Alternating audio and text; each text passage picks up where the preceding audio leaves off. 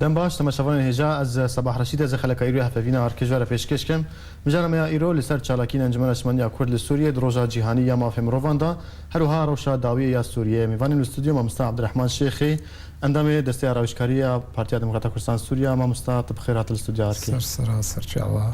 دست بکیدا دروجا جهانی یا مافهم رواندا انجمن اسمانیا کرد لسوریه ایرو چالاکی لدار خستن روجا کردستان هروها لباجار حول ریجی اف چالاکی هاج بوچبون سپاس شتروش کارمنده ارک توایی براستی ایرو روژا مافی مروفا بو او روژک خویایی روژک جبو مافی مروفاتی دامزراندن سالا 48 دو وقت قد ایرو ام خو پیشاندانا دکن لچل کردستان روژاوا و لهولیر بو دو وقت قد ایرو مافی مروفا بن پیک چویه لسرانسری سوریا سر دسته رژیم اسد و آلی گروه و کردستان روجاوا بتایبت سر دست دستلاتا پیاده آگ ایرو خکری وکیل رژیم سوری لهرم کردی گلک خلق و گلک چالکوان و کسی سیاست مدار ایرو بنچاف کرنی ایرو زندان پیاده دنه و زندان رژیم جدانه و گلک خلق جی هاتم کشتن یعنی براستی شل سر دسته پیاده مادي العامودة التلغزال العفرينة الروجافا كردستان يعني قال لك كشتن شيبو براستي وإيرو الرجيم السوري جي هناك باش كشتن كريد حقي ملتي سوريا ده اما افخو بيشاندان بلا افخو نشاندان واجبرتش تني الدجي بهادي بونا الدجي الرجيم اسد شي نانا دهاتيد او مذكره ما ام تسليمي يو انكري لسر استبدادا گشتی هندره سوری سردسته رژیمه و بتایبت الکردستان روجاوال سردسته دستلاتا پیده یعنی او خوبشاندان جبو واحد بل ام بین سر وان خوشاندان روجاوای کردستان اف خونیشاندان و چه بگهره و چه گهرتنی لسر روشا روجاوای کردستان بکه براستی یعنی اما ام وکاره کی اشتیانه دکن حوالی انا کسی و پدا کسی جی بتایبت یعنی ام پیشاندان اشتیانه دکن کاری اشتیانه دکن يعني ام دجي هالقرتنا سلاحين وكشتنين ام نبعن فيرن نب كشتنيرن ام دجي فاكاران لي ام تخوازن كاركي مدني كاركي لي بلكي هناك ملاحظه تير سر كارمه انه كارمه نا او كاري بردوامه براستي ازد بجم او كارمه بتشالاكيه مد بردوام بن نيرا وستاندن ام دنگي خو بگين الدنيا تفي بگينن رخصتني مروفا سفيل الدنيا تفي ام دنگي خو بگين يو ان ام بگين الاتحاد الاوروبي بگين امريكانا روسا افكار بردوام براوستان دنا كار وشالاكيا دجي دستلاتا بيدي او براستي او هنكي لوازيه دخلقين دبي ام في كاري سر بشغل يعني ام بكن شغلك شخار وكارك شخار ايرو هوال ما بارتيا حميد زنداني واندن ايرو عسكريار نچار هي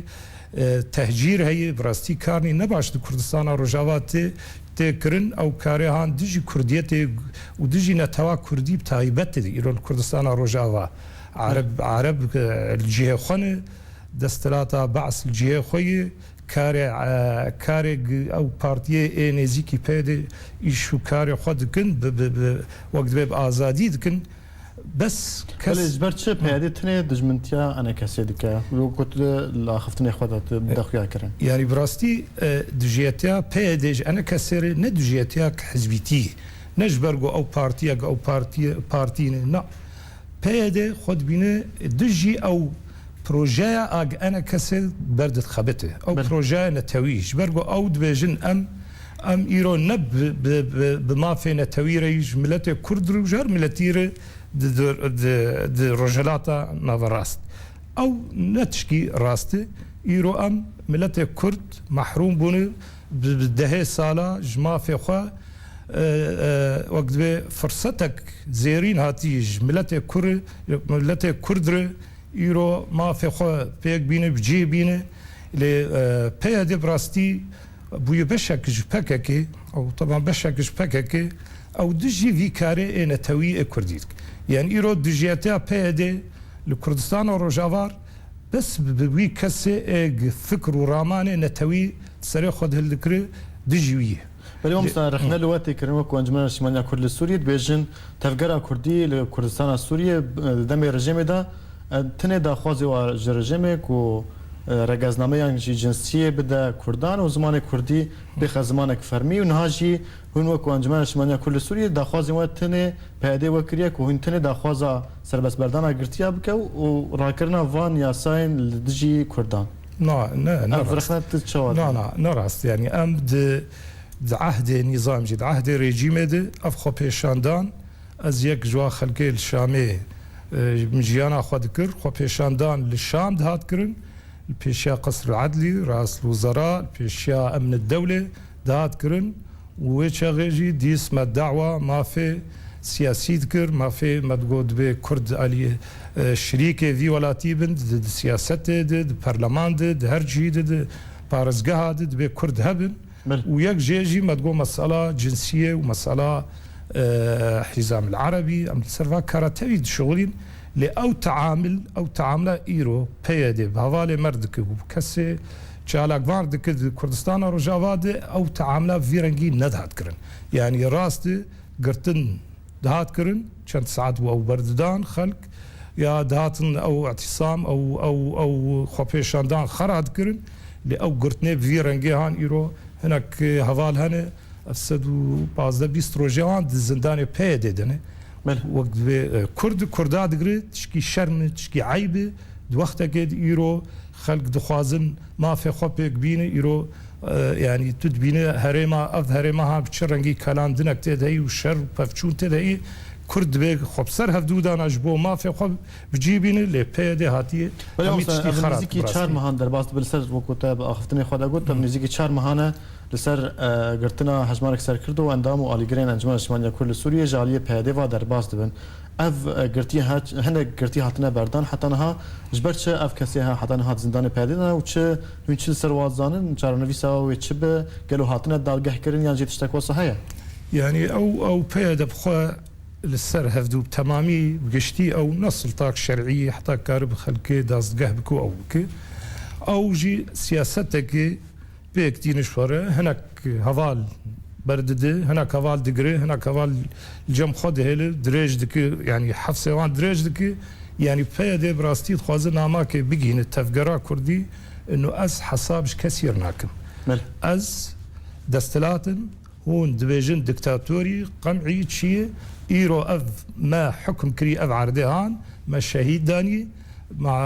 wek dibe em rêzê digirin wa şuhedayek ew ticaretê bi navê wa şuheda dike lê birastî ev siyasetek gelkî xerabe ev wek dibe te'dayê milletê Kurd dike îro milletê Kurd hemî tehcîr bû ji ber vê siyaset tawanî çewt û şaş wa xerab di mentîqê de yani û adin yani مرد به او عاقلمند پیاده او کس نه اكيد عاقلمند بندري پیاده هنه گرگ او يعني ویتشتهان هو قبول بكن نهلن اف فرصتا زيرين سر كردا درباس به يعني اول دمك به پیاده جوي پوشمان به جبرگو سياسات ايرو المنطقيه تي اواكرن نما قبول بن نه او وقت بين رخصتني عنف او مسألة دكتاتورية استخدام دكت منطقة دي ونا رجيمي دكتاتورية نامين يعني اف وقتان وهر ايرو عالم بله ما مستا از دخوازم فکرم مجار اخوة انا کسی دا خوزا خونشاندانا وکو ایرو کربو دوه جی ریوبریا پیاده انجام بجن دسته کار هندر داخلین یک درخست گو هر کسی در که خونشاندانا و وره گرتن تل سرفي داخواني تشد بيش يعني اف داخواني ايوان او بخو كاري خل سرفي مساله دكن بي داخواني درخن او هردم خلكي دغرن خورتا جنجا دغرن چالاكوانا دغرن صحفي اشكنجتكن العالم يددن يعني اف مسائل جمان ام برزانن اف سياسات ايوان او بريد شوبينن بله السرفي كيجي دا بريا دمكي اسايشا بياده داخلين درخست قوت خونیشاندانا کل قام شلو لی خستن چه بو او دوی خونیشانده دا وان نزانی خونیشانده وره کرن اگر آوازانی با وان ندهشت آلیگرن تفدم و انا کسی لحف بدن ترسر سر ویک بجاف نراسته تشتی پیدد بجی همی نراسته اف سیاسات بره يعني اف سياسات الرجيم جي مرد كر نفسها سياسات ذكر پیده دستلاتك وقوته وسلاح وبشك ايرو عرض خستی بن حکم خواه پیدا دزانه هر چه چید به دزانه و خو پیشاندان چه به دزانه و کارک بکرن چالاکیه گوی بکرن فلان داره لی او تم خود که انو اف کسی آلی گروه اف کاری خراب کرنه علما کردیاتی شوداندن تصرفک فردیه لیدانک چه بوی تصرفک فردیه ما تیر خارج و مسائل همی خلقی ناس کریه همی مدروسه همی مخططه او دخوازن کردستان روز آوا والا بکن کسی نبواره کسی نه الیکار بواره کسی نه تفلی ریبریان به او دخوازن واش کردستان تهجیر بکن ولی ببینیم حال خو تلسر آلا کردستان تأخوی آلا کردستان للعواجر عمودش بر چه هست شوطاند جبرگو آلا تمثیل کردیتید آلا کردستان او آلا آگب خوینا شهید پیشمرگه هاتی چکرن هوناندن هر قطک جوی آلا هان بسده شهید هاتی دانین جبو او آلا هان چه ببه تو تیوی آلا هان هگر تو نباور في آلهان تو نابين اف آلهان آلا كردي لچه ناب توي آله بشوتينه تو چلو آلا كردي و مليون كرد باوري في آلهان تينه تو تشوتينه لآلا رجيما بعث ياغو بينجي سالي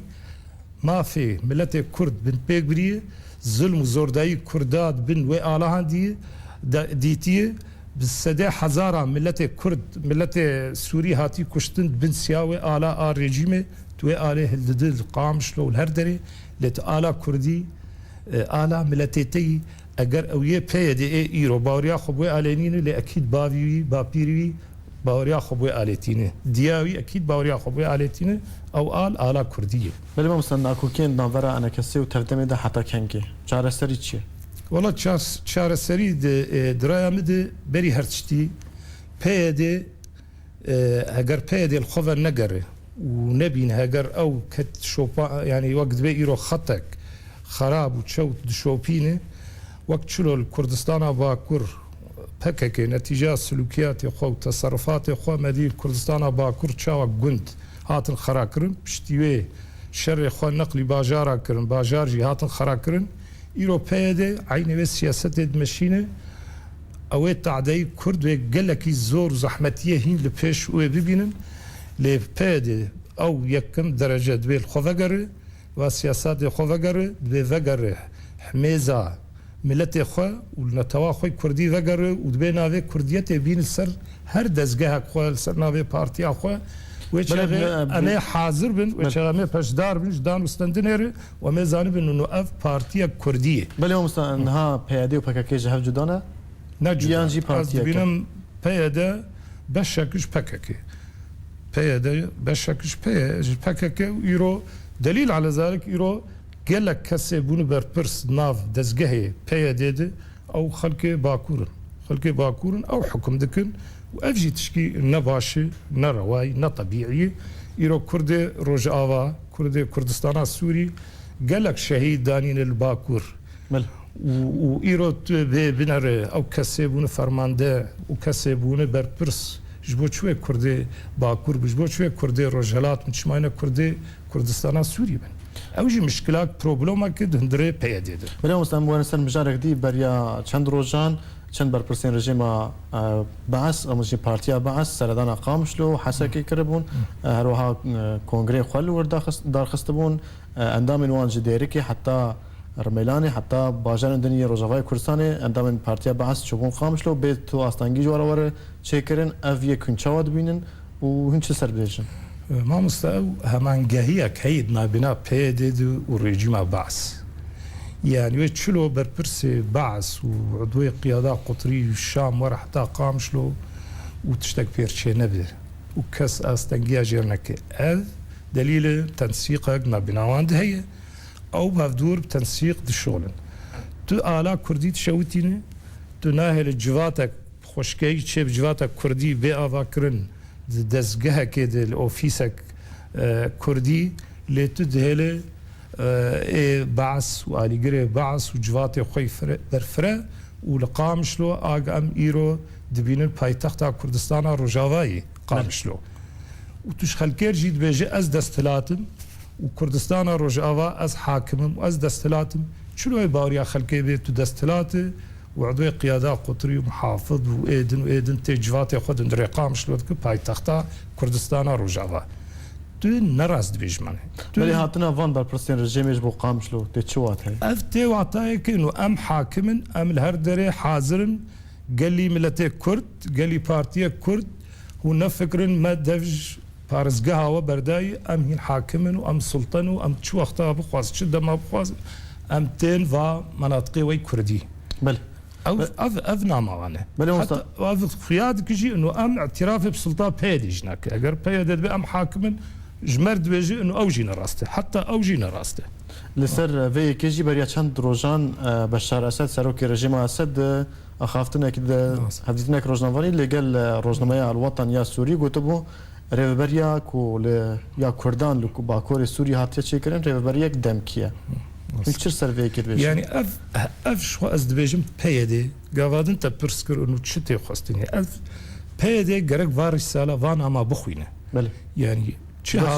چه هاتنا و بر پرسی رژیم بعثتين قامشلو غير قامشلو وأف بيفينك بسروك بشار الأسد تكرن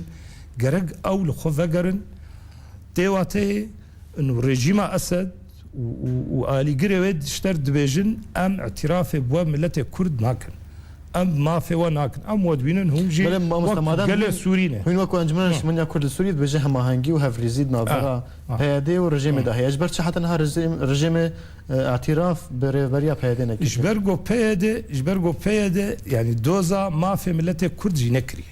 يعني أو د برنامج خده أو د بروجي خده مسألة كردي نهاتي نقوتي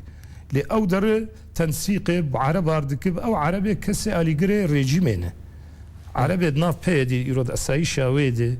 وتشد أزجاه ويدي أو عربي هنا ناف بيدي أو عرب بخا أليجري رجيمينه بيدي دبل خوفجر وجران دنك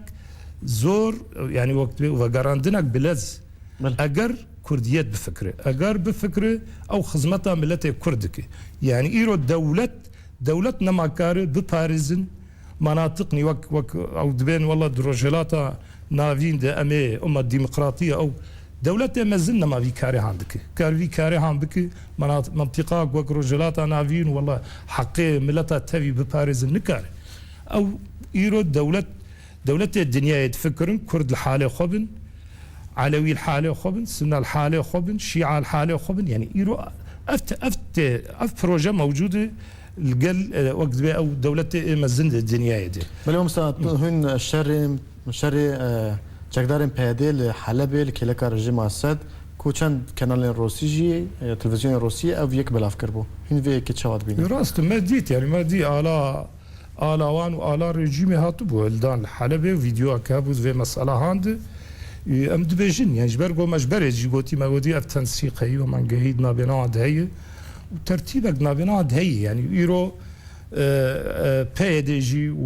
ووك بيد فكرن وقتاد بينن الرجيم اسد كانوا تشنا بدست خفض ومناطق كيف دست انه اوجي خرد بن اوجي وقت به جبل اوجي خبيجن يعني دبيجن اف تاخين كل حلبه مستاندنا ام جوان فناكشن بيدد بيش بله او كوي شو بقالوا اف الجور تنسيقان ورجيم راستي الجور تنسيق نابينان وهذه رجيم دو كيف برجونديا كرداد يانا نا كيف برجونديا كرداد جبرجو دجمنايه كش كردار دخلقين يعني إيرو التاغي حلبة دستة بيدد بلكي كرد جيلنا معنا كرد حميد دركاتنا شو كوباني شو عفرينة هاتي قامشتو يعني بيدد ذاكاري خو قوا بري خو الرقاي ودش حلبة أو دجمنايا كد نابنا ملتي كرد وملتي عرب دخلقين يعني ديل عرب ببينن انه بيدد وقت خوازه مناطق عربي بدست خو بينه مخططه كيوان هي بروجا كيوان هي منطقه خو فردكي ولجمع جي امجي دبينن انه بيدا نا بارتيا كرديتي كاردك بله او بروجاي غير بروجامي يعني اف مشكلاكش كردار بيدا براستي وي مشكلاكش كردار بله روسيا دبجه لحلبه رژیم اسد نوت استراتيجي صديستان دي قالوا في بيشكتن رژیم لحلبه هن شواد بينن و تشوره كرن لسوريا يعني براستي او رژیم جروجاي كم او تخوازه شار السريع عسكري هندري سوري د بيك بينه ليد دم كده لواز بو ضعيف بو روس طيب بيشجري جير كرن ووقت بالي فري خوانين او او خورتي وقت المناطق سوري خصتن شكناندنا حلبة او رجلاتي حلبة ناوي واتي انه ريجيم سركت ومشكلات سوري تشار السربو وبروبلمات سوري سروك ريجيم بيجا او شرد سركتنا الحلبة سركتنا السوري لا راست او شرد مينه تشار السريع سياسي وضعي جروشا سوري رنيديتن تشار السريع عسكري نحله نا يعني نا يداوي كرنا الشر السوري نا يكرن اگر اتفاقك سياسي تشي نبه سوري ودمي بلد نارين الحلبة اگر رژیم اسد بسر بكبه والحلبة حمية بسطينه ورژیم دانستاندن و بسطين رابك يعني جي وبيجا خلاص وانا قلتي جامع بكل براكز تدخله نكد مسألة دانستاندن اف بريار ند دستي رژیم دي بريار دستي روسا دي قاوا روس وامريكان اتفاق ما بينات شبه مع اوبوزيون ورژیم دبل هفرونين بريار السوري كدي دستي روسا وامريكانا يا رژیم دستي روسا دي ويا اوبوزيون دستي امريكانا دي بريارك سوري براستي وتابد في قناغها بلد في دمي دجبرت شي رژیم الحلبة سركت جبرغو ايريشي قلكي هوفانتك جبرغو روس علي كاري جبرغو مسألة جفش كرنا انه ام الارهابية ددن وروس جي حجة بينو وامريكان جي براستي في قناغها دولو قلسبون تعامل ملفي سوري دهات كرن خدا كدو مسألة انتخابات وهالبجارتن ايوه يعني براستي مرد حس اف دولة الدنيا تش حالات الجمرة خلقاندن انه او مسألة ما في مروفا وكشتن وهو هوفانتي انه ناي قبول كرن مرجعنا البرد سكن مرد بينا وحامي نظرياتهم يعني تشتي بيدنجيا تركيا هروها شهر حلبة هروها در باسمونا تركيا حتى كو نزيكي باجار بابي من في كيتشاود بينا قالوا ركفتن نابرا رژیم سوريا وتركيا ده هي يعني ركفتن نابنا رژیمات تركي وروسي ده هي اتفاق نابنا روساد وتركاد هيدوا مسألة هاند اگر وقت بيرو هيفك او الشر هاتي سكناندن شر تركا و ايريشيوان باري بابيد وقت بي هاتي سكناندن نتيجة اتفاقا امريكي روسي يعني بيتر امريكي روسي وروس ويدان استندنه بتركار دكن سرفي مسألة هان انه دبي بيرا استندن بلغ الاكسباس مستر عبد الرحمن الشيخي اندام الاستيا راوشكاري بارتيا ديمقراطية كردستان سوريا تيرو ميفان استوديو اركيب وقال اكسباس سباس ريت مشافان هجام گشتن داويه خلك اخويا ايرو حتى خلك دي بميت خير وخشيده هر شاد